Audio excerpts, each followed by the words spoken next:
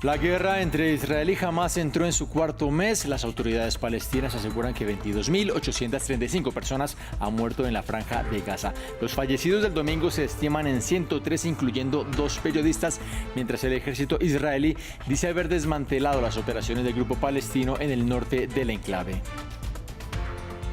Continúa la gira del secretario de Estado de Estados Unidos, Anthony Blinken, por Medio Oriente. Con sus visitas a Jordania, Qatar y Emiratos Árabes Unidos, trabaja para impedir que haya una escalada de la guerra a nivel regional. Nunca debemos olvidar el 8 de enero de 2023. Con este mensaje, el presidente de Brasil, Lula da Silva, hizo un llamado por el primer aniversario del asalto al Palacio de los Tres Poderes. El mandatario lidera este lunes un evento en el que busca celebrar la democracia. Sean bienvenidos a una nueva emisión informativa aquí en la pantalla de France 24. Gracias por estar con nosotros. Yo soy Juan Pupiales. La guerra entre Israel y Hamás entró en su cuarto mes con un sangriento balance en la franja de Gaza, epicentro de la ofensiva desde los ataques del 7 de octubre que se cobraron 1.139 vidas en suelo israelí. Las autoridades palestinas aseguran que 22.835 personas han muerto en el enclave y otras 58.416 han resultado heridas. El domingo se registraron 113 fallecidos, incluyendo 2 periodistas de la agencia AFP y de la cadena Al Jazeera. Una multitud para presentar sus respetos ante los cuerpos de los 2 últimos periodistas que han muerto en la franja de Gaza. Un ataque israelí con dron golpeó su vehículo a primera hora del domingo en el sur del enclave, acabando con sus vidas. Eran Mustafa Turaya, videógrafo independiente colaborador de la agencia francesa AFP, y Hamza Wael Daoud, reportero de Al Jazeera e hijo del jefe de la oficina del medio catarí en Gaza, Wael Al-Datou, quien hace más de un mes perdió a parte de su familia en otro ataque de Israel. El dolor de este padre y emblemático periodista gazatí se refleja en su rostro. Acusa al mundo de ignorar la tragedia en Gaza, que no solo mató a su hijo, sino también a decenas de otros reporteros que estaban narrando el conflicto. ¿Qué hizo Hamza a los israelíes? ¿Qué les hizo mi familia? ¿Qué les hicieron los civiles? No les hicieron nada, pero el mundo hace la vista gorda ante lo que ocurre en la franja de Gaza. Es difícil establecer el número exacto de periodistas que las bombas israelíes han matado en el sitiado enclave, debido a que Israel impide la entrada de prensa extranjera y observadores internacionales a Gaza. Las organizaciones locales señalan que son más de 110, mientras que la Federación Internacional de Periodistas, en declaraciones con France 24, dice que al menos 79 informantes han muerto en Gaza en los últimos 3 meses de guerra. Ya es hora de que la comunidad internacional asuma sus responsabilidades.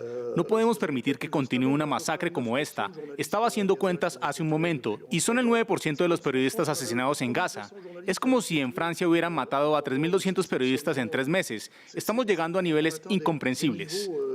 El canal catarí Al Jazeera, que ha perdido a un total de 3 periodistas desde el comienzo de la guerra, acusa a Israel de atacar directamente a los periodistas de Gaza, algo que está considerado un crimen contra el derecho internacional humanitario.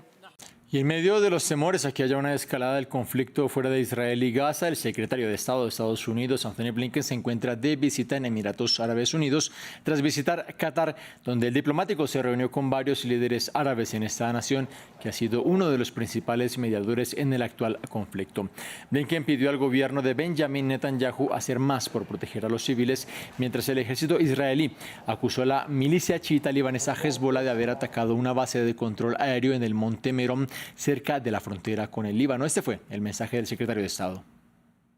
Ya han pasado 3 meses desde aquellos ataques de Hamás y este es un momento de profunda tensión en la región.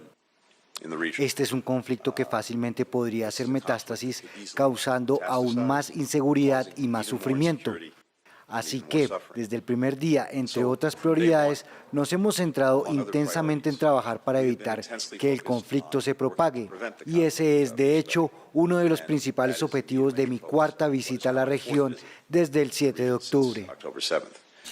De otra parte, el secretario de Defensa de Estados Unidos, Lloyd Austin, se disculpó por no haber informado sobre su estado de salud a tiempo, luego de la polémica generada por la falta de transparencia por parte del Pentágono en medio de un momento de inestabilidad internacional. Austin, de 70 años, fue sometido a cuidados intensivos tras sufrir una complicación tras una intervención médica el 1 de enero. Según medios de comunicación estadounidenses, ni siquiera el presidente Joe Biden fue avisado, sino hasta 3 días después de la hospitalización. Sin sorpresas, terminaron las elecciones en Bangladesh. La primera ministra Sheikh Hasina se encamina a un cuarto mandato consecutivo y que sería el quinto en su carrera política. Su partido obtuvo al menos la mitad de los escaños tras el boicot de la oposición. Hasina ha presidido un espectacular crecimiento económico en un país antaño asolado por la pobreza, pero su gobierno ha sido acusado de rampantes violaciones de los derechos humanos y de una implacable represión de la oposición. Veamos el informe. Un quinto mandato récord como primera ministra de Bangladesh. Sheikh Hasina se dispone a prolongar su mandato de 2 décadas como la mujer que más tiempo lleva en el poder, después de una temporada electoral que se ha visto empañada por la violencia, los incendios provocados y las detenciones masivas. Su gobierno ha sido acusado de violaciones de los derechos humanos y de una implacable represión de la oposición. Tras la votación, Hasina rechazó las críticas y defendió su candidatura.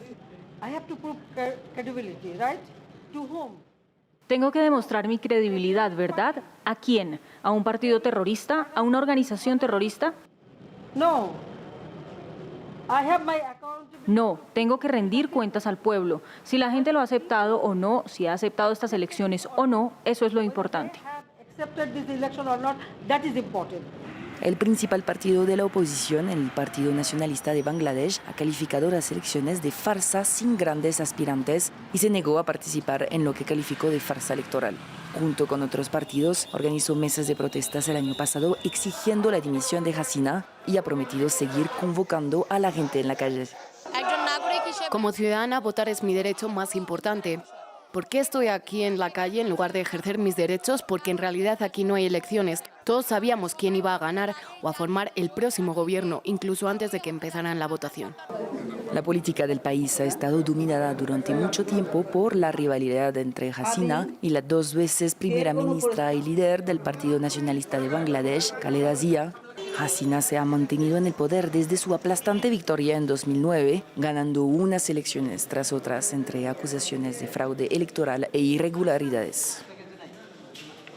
Se cumplieron 9 años desde el ataque terrorista contra la redacción del semanario satírico Charlie Hebdo en París, la capital francesa, que dejó 12 muertos. Este domingo, la alcaldesa Anne Hidalgo y el expresidente François Hollande asistieron a la conmemoración. El ataque de 2015 fue reivindicado por seguidores de Al-Qaeda como una venganza por la publicación de caricaturas del profeta Mahoma. En Brasil, este lunes se cumple un año del ataque a las sedes de los 3 poderes por parte de seguidores del expresidente Jair Bolsonaro. Una semana después de la investidura del presidente actual Luis Inácio Lula da Silva, una turba enfurecida de bolsonaristas irrumpió en el Palacio de Gobierno, la Corte Suprema de Justicia y el Legislativo en Brasilia. La justicia brasileña está investigando a los participantes del asalto y el papel del expresidente ultraderechista Bolsonaro en el fallido golpe. El presidente Luis Inácio Lula da Silva lleva a cabo este lunes un acto de conmemoración y compartió un mensaje en redes sociales en la antesala de este evento. No somos diferentes, somos brasileños, cada uno ejerciendo su función y cada uno tiene un compromiso que está en la Constitución, definido en el papel. No permitir que el pueblo brasileño olvide que el 8 de enero del 2023, un grupo de personas irresponsables decidió dar un golpe en este país y que ese 8 de enero significa que la gente de aquí en adelante no permitirá que la sociedad se olvide de eso para poder garantizar la democracia. Seguimos en Brasil, en donde este domingo se despidió a Mário Lobo Zagallo, una de las grandes leyendas del fútbol mundial, cuyo sepelio tuvo lugar en Río de Janeiro, ciudad en donde él desarrolló gran parte de su carrera. Una caravana llevó el féretro con los restos de Zagallo desde la Confederación de Fútbol de Brasil, en donde se celebró una vigilia pública. Una multitud acompañó el ataúd del legendario jugador y entrenador hasta su lugar de entierro. Zagallo tenía 92 años y murió el sábado luego de unas complicaciones de salud. Ganó 4 mundiales, 2 como jugador jugador y 2 como técnico y asistente. Otros íconos del balompié nacional lo recordaron. El mundo del fútbol ha perdido a uno de sus más grandes ídolos, una de sus más grandes estrellas, uno de los más grandes entrenadores de la historia del fútbol mundial. Zagallo es glorioso. Que el Señor lo reciba y el cielo esté de fiesta ahora con la llegada de un gran jugador y entrenador que ayudó a un equipo con muchos campeones. Fin del informativo. La invitación a ustedes para que continúen aquí en esta señal en France 24.